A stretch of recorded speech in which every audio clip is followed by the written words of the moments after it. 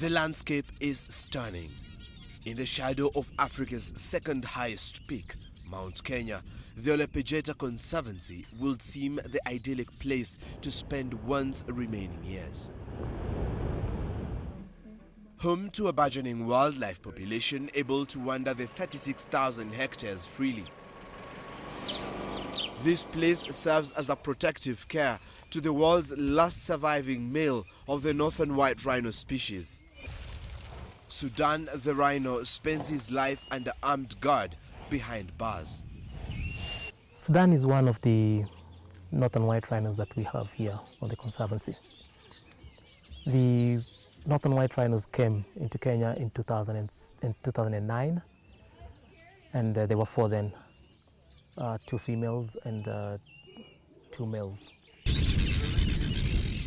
The death of the other male northern white rhino, Angalifu, in December 2014 left 42-year-old Sudan with the Herculean task of continuing the lineage of the northern whites.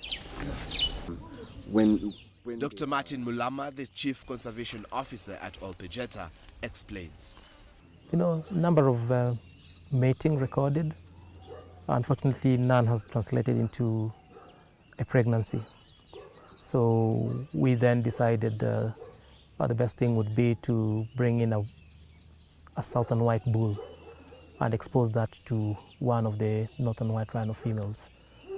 That was done, and of course it was done based on the advice of the management committee. There is a committee that actually oversees the management of this northern white rhino, because it's a project to us. But the hopes of continuing the pure northern white line were dashed when it was realized that Najin could not sustain a pregnancy because of her weak hind legs. Her daughter Fatu is infertile, and Sudan's age means his sperm is low quality. Still, conservationists consider him and his DNA valuable enough to put Sudan in an enclosure. His horns were also cut to make him unattractive to poachers.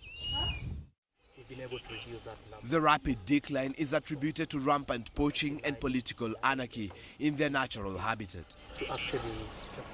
Most of them were found in the wild in countries that have seen a long-term conflict: the Democratic Republic of Congo, the Central African Republic, and Sudan.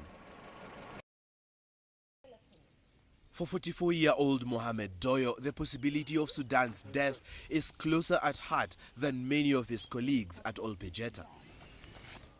Apart from working with rhinos since 1989, he was here when the 1.2-ton rhino was relocated to Africa 6 years ago.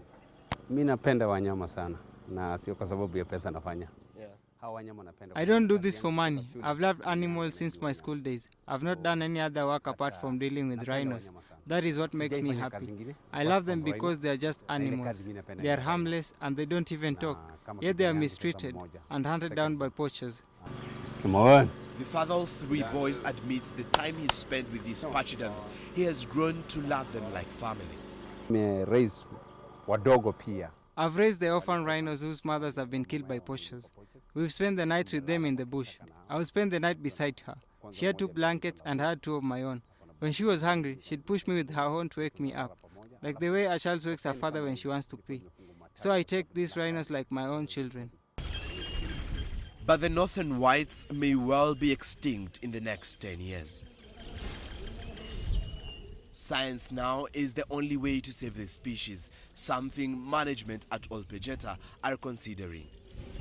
It's an emerging technique. We just need to be careful that we have looked at all the risks involved, and therefore we can get a signal on when we can start doing that. Beyond the fate of the northern white species, there are still threats from poachers on the other species in Olepejeta. Still, the Olepejeta team continues its fight to preserve and protect endangered species like Sudan. Decades of rampant poaching have been fueled by demand from Asian countries like China and Vietnam for the supposed medicinal benefits of rhino horn.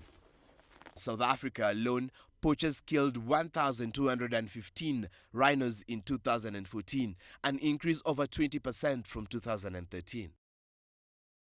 However, not all are in support of poaching for medicine. Dr. Li Chuan is a Chinese doctor who uses Chinese traditional medicine. And this is illegal. We have to follow Kenyan law, follow the Chinese law. Yeah, it's our obligation. We help people. Don't use it illegal. With the threat of poaching still rife, Najin and her daughter Fatu are kept under armed protection, while Sudan will end his days in protective custody. His name is Sudan. It's really heartbreaking, but even sadder is the fact that he has to spend the rest of his life, the rest of his few remaining years here, enclosed, because living free is too dangerous. And it's something that even us human beings will not want to wish on anyone. Question is to the poachers, if somebody offered you money to cut off the hand of your child, would you do it for money?